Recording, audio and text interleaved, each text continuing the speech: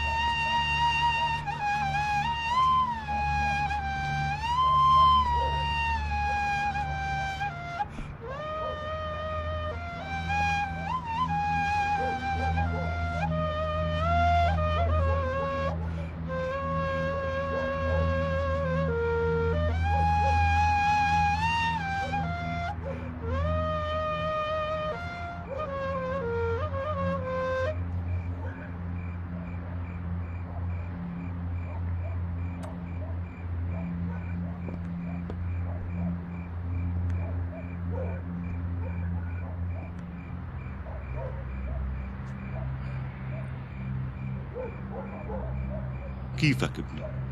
مو منيح. انت هلأ حاسس باليأس؟ كتير. عم تقول بكفي، ما هيك؟ ما بكفيني يلي عانيته. بيقول جلال الدين الرومي: مو الهدف من ضرب السجادة انه تنضرب لتتنظف. الله إذا ابتلاك بشي فهو عم ينظفك، فليش ما بترتاح؟ أنا ماني متصوف، ما بشوف الأمور مثلكم. من وين ما بدك شوفها، الله ما بيظلم عباده. صاحب الرحمة، الرحمن الرحيم. ميماتي كسر لي ظهري يا بابا. الحكي ما عاد ينفع لأنه قلبي ما عاد سمع. طيب ماشي، شو يلي بخفف وجعك؟ إنه ما يكون ميماتي ميت. ميماتي مانو ميت، ما اختفى. إذا أنت ما رجعت لأصلك رح تخسر حالك. ميماتي ما مات وقتها، بس أنت رح تقتل مراد. طول ما مراد بيضل عايش رح يضل ميماتي عايش.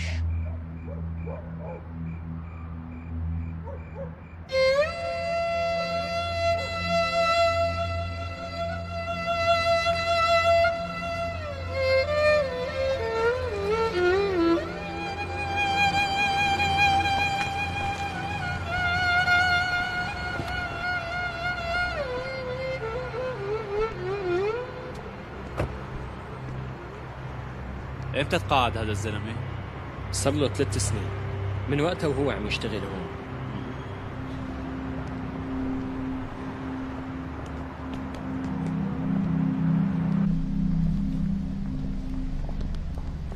السيد نوري موجود؟ موجود. مين بريده؟ مراد على مدار.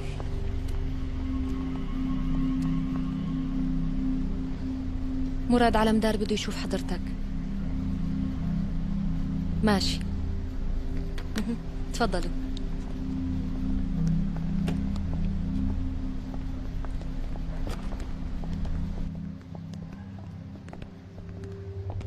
اهلا وسهلا أهلين. فيكم، تفضلوا. بنتي وصينا على قهوة. حاضر. شلون بتحبوها؟ ما في داعي، ما بدنا نعطلك. تفضل تفضلوا.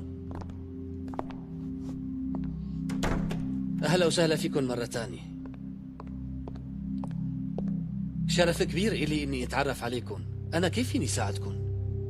وقت اللي كنت بعدك بالوظيفة حققت مع عضو بالمنظمة نحن عم ندور عليه حاليا.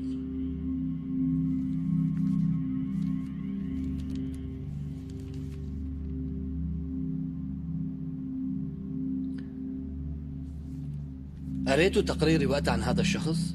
لأنه ما فيني أتذكر شو كتبت بالتقرير. ما كتبت عنه أي شيء سلبي بالتقرير. استخدمتوه وقت مخبر لإلكم. لا، كنت تذكرته. ليش هالشخص مهم بالنسبة لكم؟ لأنه له علاقة باغتيال ميماتي. إن شاء الله العمر لكم، زعلنا كتير عليه. سيد نوري، كل شيء ممكن تتذكره مهم بالنسبة لإلنا. يا ريت تفكر منيح. طيب شو التهمة اللي مسكنا عليها؟ يمكن اتذكر شيء عن طريقها. تقديم المساعدة للمنظمة.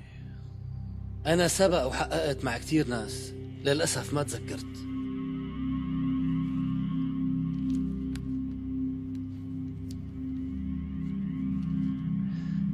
إذا صار وتذكرت شيء يا ريت تخبرني. طبعا لا تواخذني، ما قدرت ساعدكم.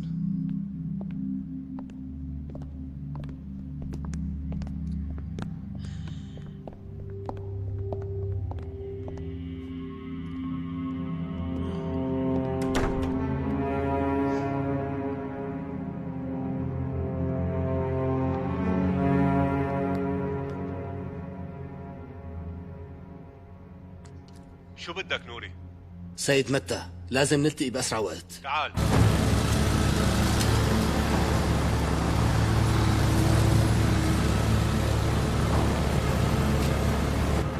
شوف لي يا ابي شو في برا. ما في شيء، البلدية عم ترش مبيدات.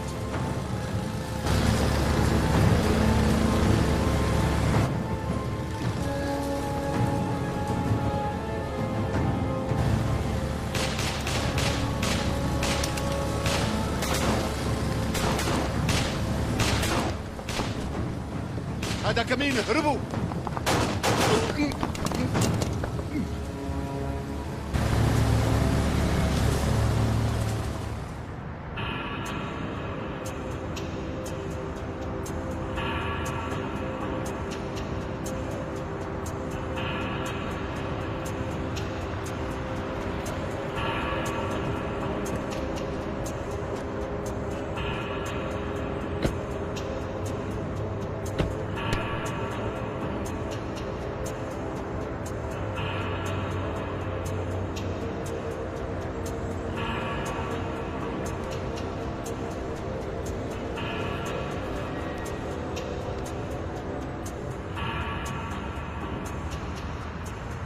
هون قلب؟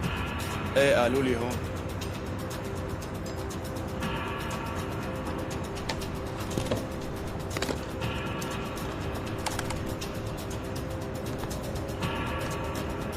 قالوا لك على أحسن مكان لصيد الحجر.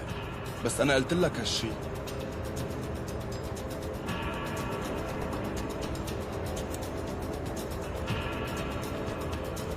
ما فينا نهرب، ما فينا نموت كمان. نحن وقعنا بالجورة. إذا مسكونا فأكيد رح يتفننوا بتعذيبنا. مشان ينشهر أكتر رعد الوسخ قليل الشرف.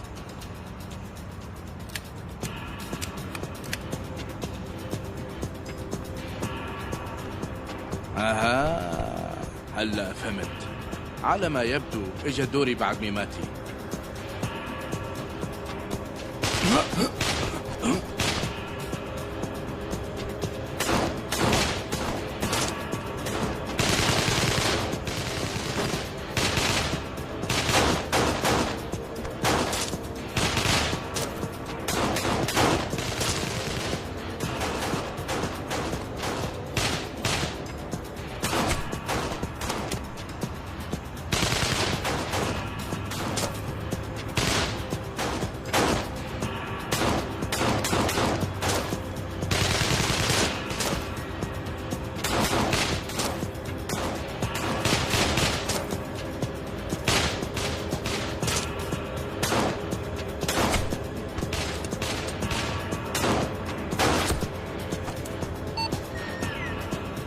رح تقدروا تمسكوه، خلصوا عليه.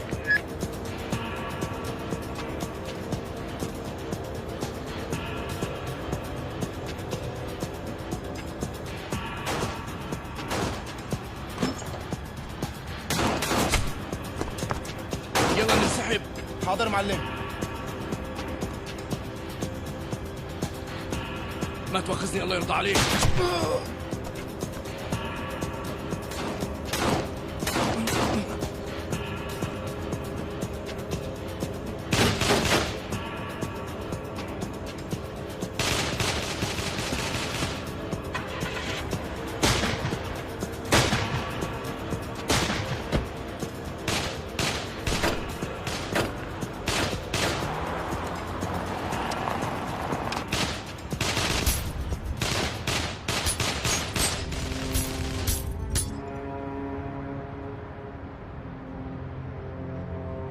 خير نوري، مانك مرتاح بشغلك؟ قبل ما تحكي ما رح انقلك. سيد مدى الموضوع غير. اليوم زارني على مدار وسألني عن واحد. مين هالواحد وليش ما ساعدته؟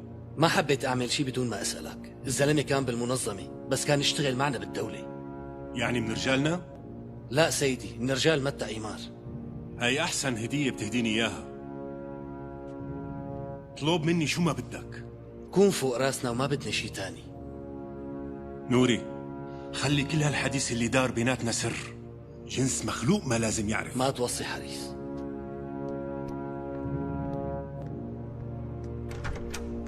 عزيز،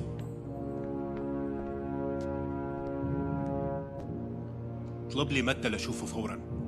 أنا بأمرك سيدي.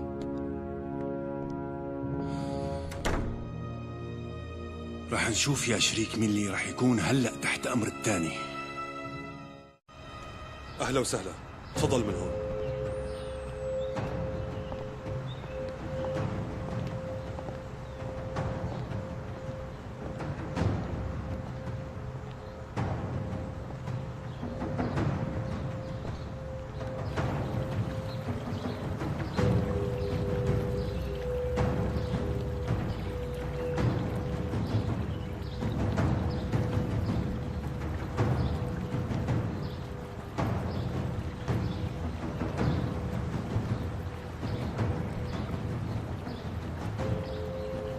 شكرا كثير لأنك جيت.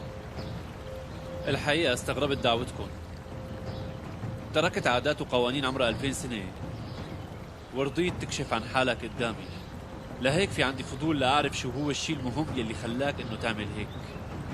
مجلس الختيارية يلي انعمل كرمال خير هالأمة وصل اليوم ليكون على وشك الانهيار، ولأمنع هالشيء مستعد ضحي بكل شيء. من 2000 سنة لهلأ لا الصليبيين ولا المغول قدروا انهم يأثروا على مجلس الختيارية. كيف هلا فجأة صار على وشك الانهيار؟ ما في أي تهديد خارجي ممكن يقضي على تنظيم سري، لأن قوانين وأعراف مجلس الختيارية انعملت تحديدا كرمال هذا الشيء ولا تمنع أي تهديد خارجي. بس التهديد الخطير الحالي للأسف جاي من جوا. يمكن يكون في خلاف بالرأي بمجلس الختيارية، بس ما بظن انه هذا الشيء خطر على المجلس. انهيار المجلس رح يكون مصيبة للأمة. برأيك في خلاف حاد ممكن يوصل الأمور لهون؟ للأسف بصراحة يلي عم بيصير أكثر من اختلاف بسيط بالرأي بين الختيارية. يعني ممكن يكون في خيانة؟ هلا قتل رئيس الختيارية على أي بند بتصنفه. ممكن تكون مخابرات أجنبية ورا هالشيء. مراد على مدار، ما حدا بيعرف هوية رئيس الختيارية غير نحن وانت. الرئيس قبل ما يموت بعت ليشوفني لأنه بيعرف شيء بخص قتل ميماتي وبده يقول لي عليه. الرئيس ما كان مرتاح أبدا للانقسام يلي كان بيناتنا، وكمان كان بده إياك إنك تتدخل بهذا الموضوع، لكن مع الأسف انقتل.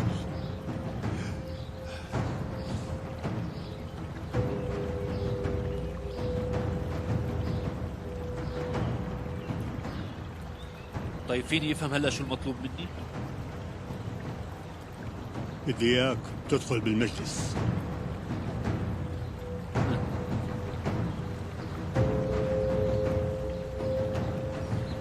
ماني متأكد انه رح يكون في لي فايدة. أنا رح أقترحك لرئاسة المجلس. مشان يمشي الحال لازم تدخل المجلس. مراد علمدار، مجلس الختيارية هو عقل الأمة، مؤسسات الدولة هي أعصابها، وإذا صابها العقل فالج ما عاد تنفع الأعصاب. من شان صالح الدولة والأمة أنت ما رح تقدر تهرب من هاي الوظيفة أبداً.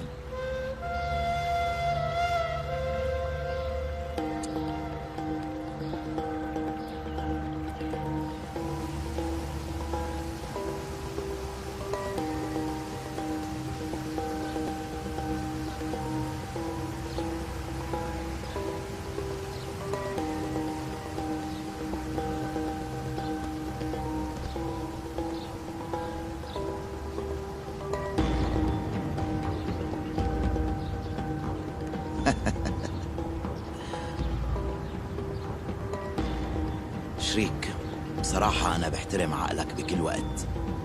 صحيح مانك شجاع قدي، بس أعقل مني. بتعرف منيح بأي جانب رح توقف. الرجال العاقل ما بيبين شجاعته دائما، بالوقت المناسب بيظهر قوته. يعني حضرتك جاي لهون مشان تستعرض عضلاتك قدامي؟ لا، مشان أعطيك فرصة جديدة. ما عندي وقت لأسمع هيك حكي فاضي. الرجال اللي خطط لاغتيال ميماتي كان واحد من زلمك أنت. قلت قبل ما أروح وخبر أخي مراد خليني حاكي شريكي وأعطيه فرصة أخيرة. هلا هيك جاي تهددني بمراد علمدار؟ شريك، أنا ما بهدد مثلك أنت، أنا بفعل. إذا عرف مراد إنه إلك علاقة حتى الأمريكان ما حيقدروا ينقذوك. يا لطيف هالوقت اللي غبت فيه. قديش مراد علمدار قدر يربي الخوف بقلوبكن؟ أنا قلت كل شي عندي بدي أحكيه. معك 24 ساعة لتترك البلد فيها. بعد 24 ساعة مراد علمدار رح يدور عليك.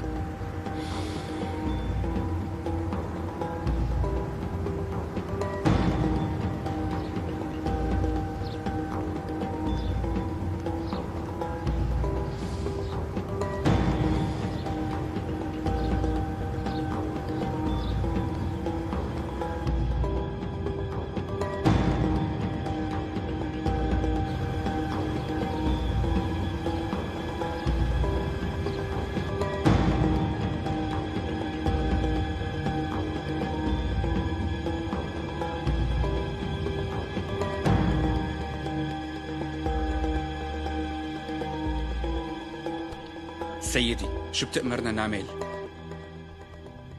قال بصراحة انه في خاين بيناتهم. أخي حتى هن ما بيعرفوا بعض، بقى كيف رح ينعرف الخاين؟ لا تعرف الخاين مو ضروري كتير تكون شايف وشه. نحن ما كان إلنا غير هالمكان نثق فيه.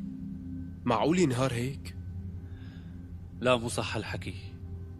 ما في شي نثق فيه غير قلبنا وضميرنا. وإذا كان في خاين بين الختيارية رح نكشفه. مستقبل الأمة مرتبط فيهم. معلم سيد متى هون؟ قل له ماني هون، ماني فاضي انشغل فيه هلا. هذا مو هداك، إيمار. شو جابوا هاد على تركيا؟ كل هالخربطة الصايرة مو غريب يكون هون. فوتوا خلينا نشوف شو قصته. حاضر، تفضل.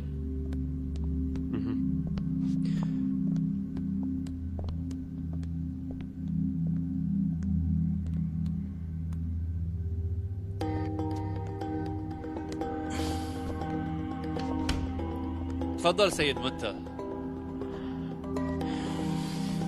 شو مليت من أمريكا وجاي لهون؟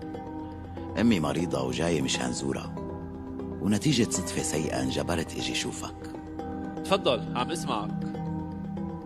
أول شي الأمر إلكن، ميماتي كان بطل كبير وكان له خدمات كبيرة. تسلم. أنا سمعت إنكن عم تدوروا على شخص سبق وكان يشتغل عندي مخبر. عديم الشرف رعد كان يشتغل عندك؟ كان هو بين مجموعة ناس يشتغلوا عندي، وبس تركت البلد قطعت علاقتي معهم. وأنا ما بعرف مع مين اشتغل بعدين. وكيف رح نلاقي لها الحقير؟ بدي دور لك عليه. رح شوف مصادري القديمة واسألهم. بس وعد شرف، رح لاقي لك هالحقير ورح سلمك ياه. أنا أجيت لحتى تسمع هالحكي مني مو من غيري.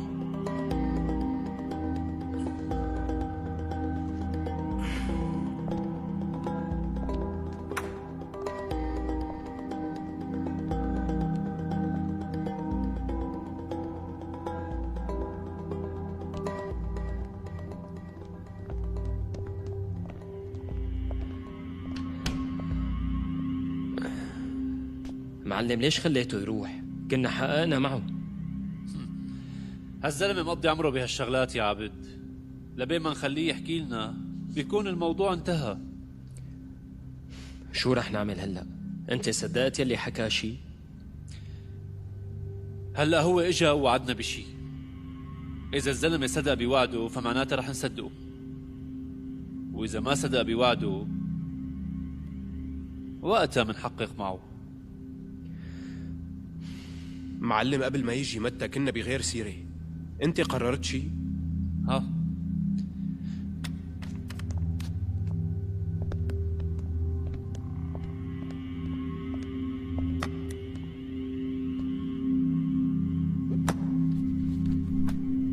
شباب، الرئيس قبل ما يموت كان مؤسس جهاز أمني سري.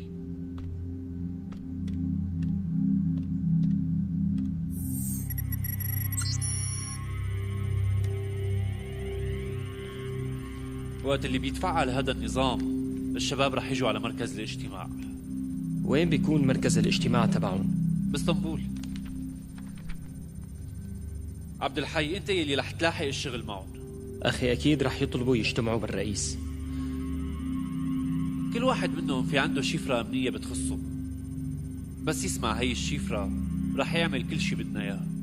طيب معلمي لإمتى هالشي؟ لبين ما يجتمعوا كلياتهم رح نخبي عنهم موت الرئيس، وبس يجتمعوا كلهم حنلتقي فيهم ونحاكيهم. ووقت اللي بيشوفوا انه نحن عنا نفس الأهداف رح يشتغلوا معنا.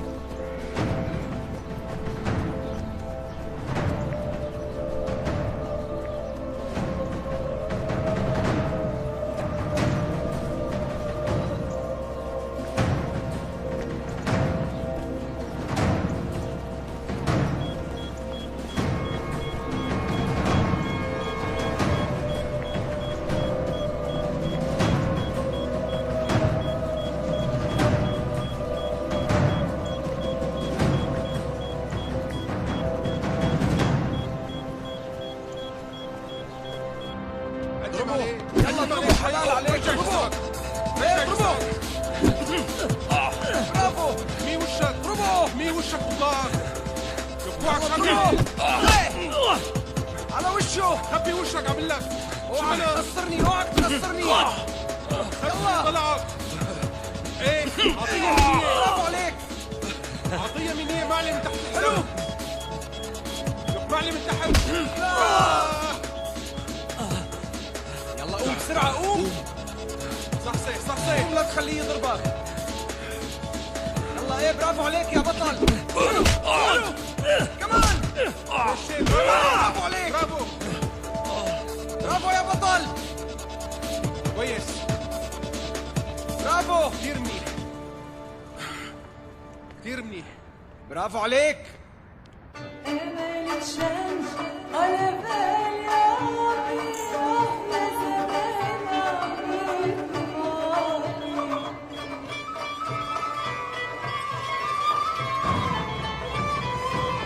شو صار لها؟ ليش تركي الميكروفون؟ شبهها هي، كنا مبسوطين بالغنية. شو صار لها؟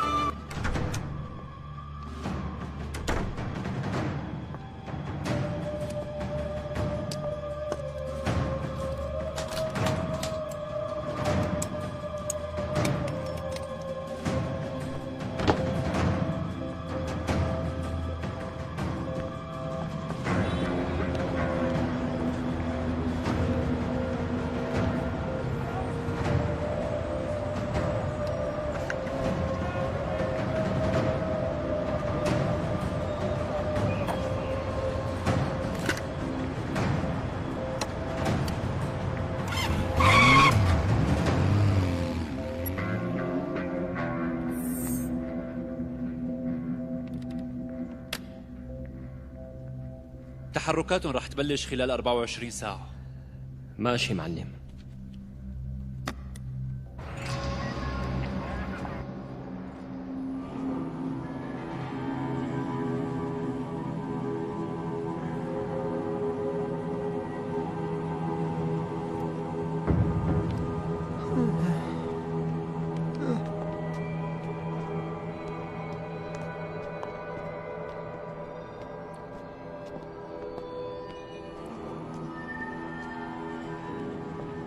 عفوا سيد زازا، بدري آغا سبق والتقى فيك؟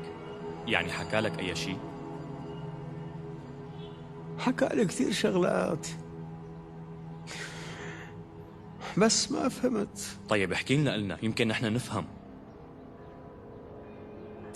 انت بعمر الشباب شو راح يفهمك؟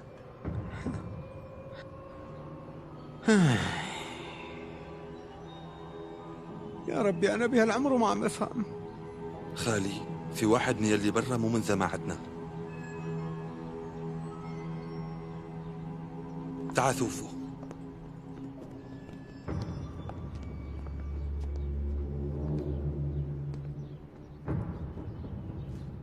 ثوف خالي.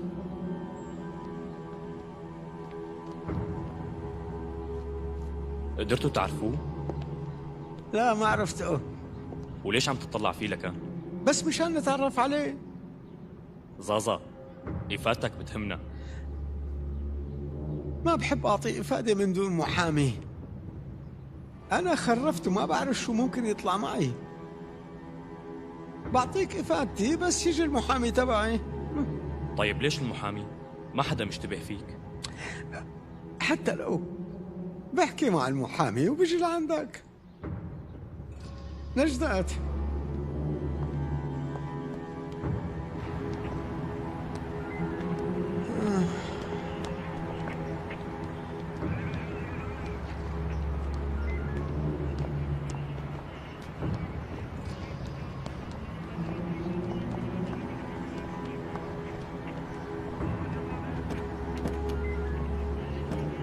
نجدات اتصل بذو الفقار وقال له انه الخال رح يخليك تلتقي بجماعته وبس يجوا خلينا نعرف كيف نتصرف معهم.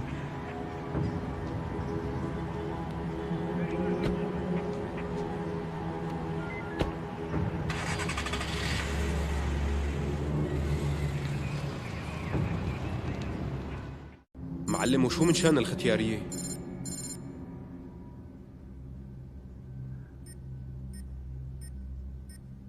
رح احكي مع وكيل الرئيس ومنقرر وقتها. أخي أنت بتعرف الوكيل؟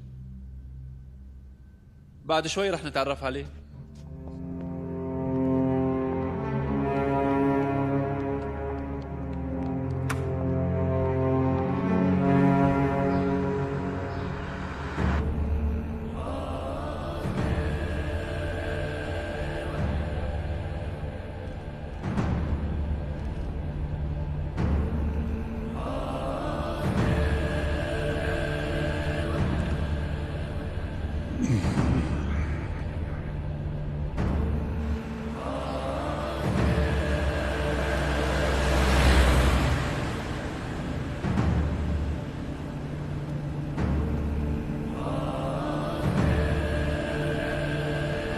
على اليمين.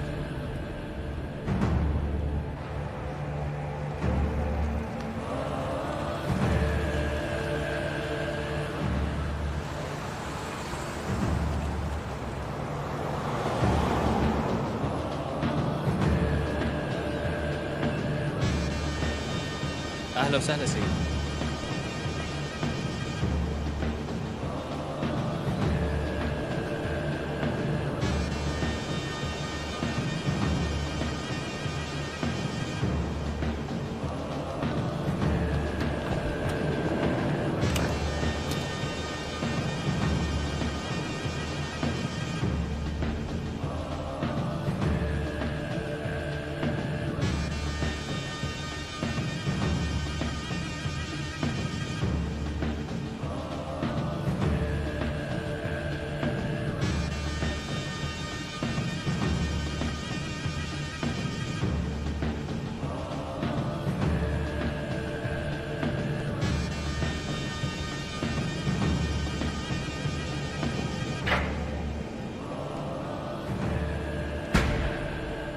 بنفتح جدول الأعمال. سيدي الوكيل، قبل ما ننتقل للجدول أنا عندي اقتراح بالأول. تفضل. مثل ما بتعرف نحن هلأ ناقصنا عضو بالمجلس، خلينا ننتخب عضو بالأول وبعد هالشي بنعمل الانتخابات. بالأول لازم ننتخب رئيس المجلس، وبعد هالشي فينا ننتخب العضو الجديد. قبل ما يكتمل المجلس إذا انتخبنا رئيس المجلس رح يكون في ضعف. أنا مع انتخاب عضو يكمل المجلس قبل انتخاب الرئيس.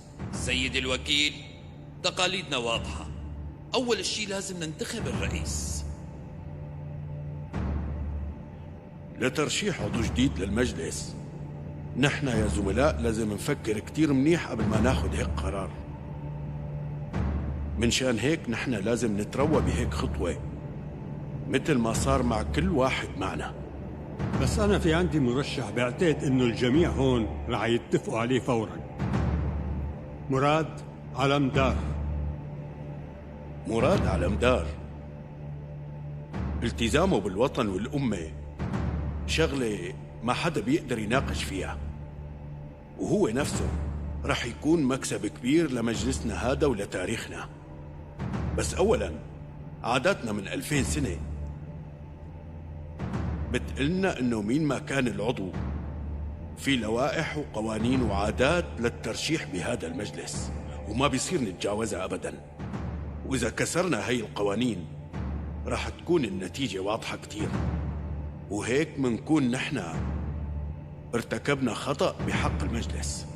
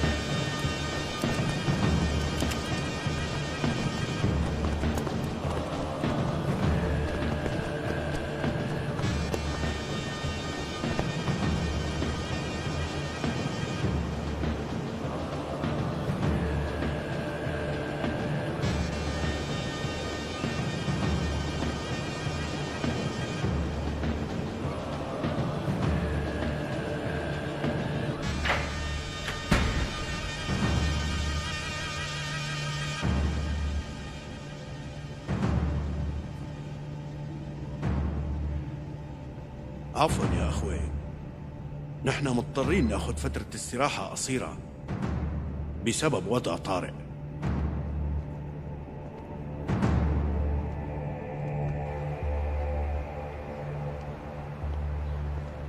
معلم، قدرنا نلاقي مكان راحت.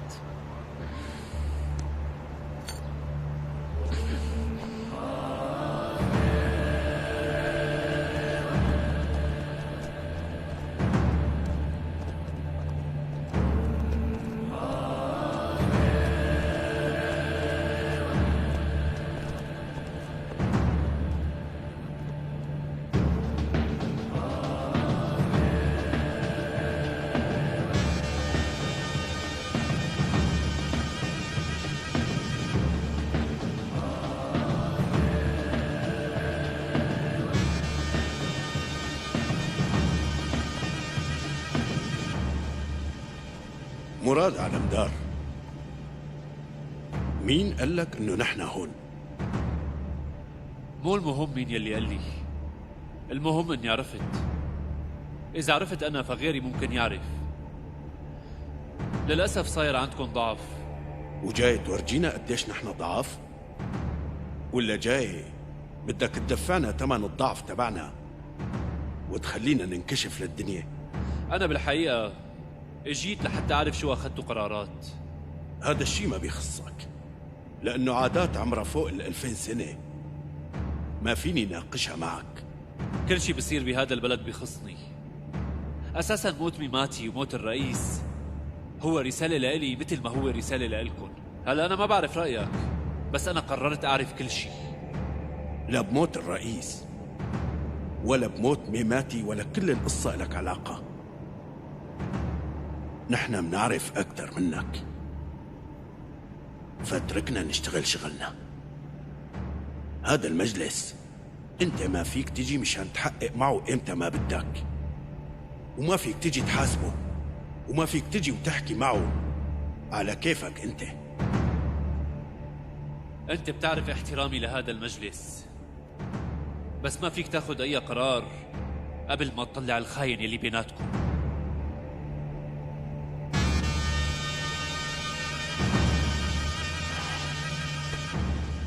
انت تجاوزت حدودك، في عنا اشغال اهم منك. في لعبة كبيرة عم تلعب ضدي وضدكم. إذا إلكن إيد باللعبة فرح دفعكن أنتو الثمن.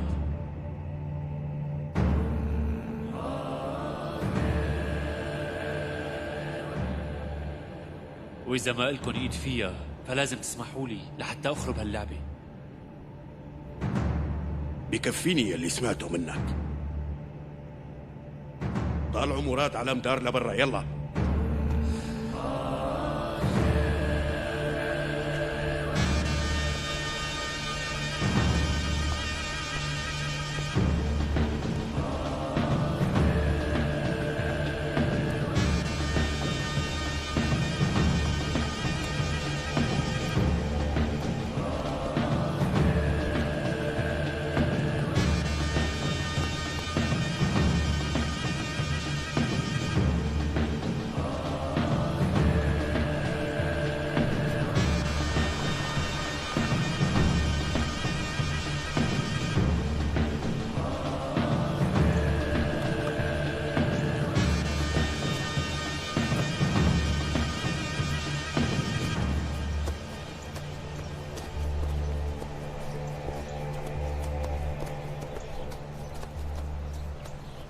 سيدي، قدرنا نلاقي ورعد كمان جوا، ومعه 6 أشخاص، وهو متخبي بيناتهم، وبظن إنه الكل من المنظمة.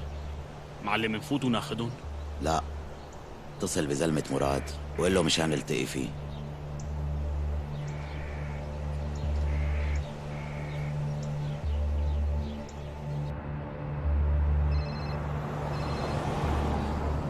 قالوا نعم. السيد متى بده يشوف السيد مراد. ومشان شو؟ لقينا مكان رعد. أخي متى معي على الخط، قال قدر يلاقي مكان رعد. قل لهم ما يعملوا شيء لبين ما نحن نجي. ما تعملوا شيء لنجي نحن. بسرعة عبد. حاضر معلم. ايه ماشي، أنا عرفت المكان. معلم مراد على مدار ما بده يانا نعمل شيء لحتى يجي. راقبوا منيح كل مداخل المنطقة. أمرك معلم، فوراً.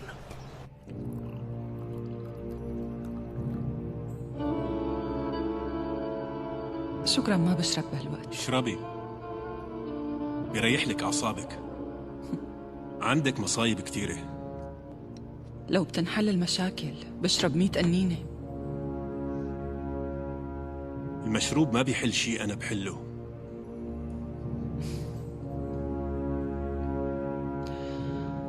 أول شي كان هم سلوى، وهلأ نهاد كملها. عمرك مر مع نهاد وسلوى؟ إمتى رح تعيشي حياتك الخاصة؟ أنا ما كان عندي أبداً حياة، حتى لو انحلت كل المشاكل يمكن ما رح أعرف كيف بدي أعيش. أنا بعلمك إذا سمحتي لي. يا ريت. شو يا ريت؟ يا ريت فيني أسمح لك.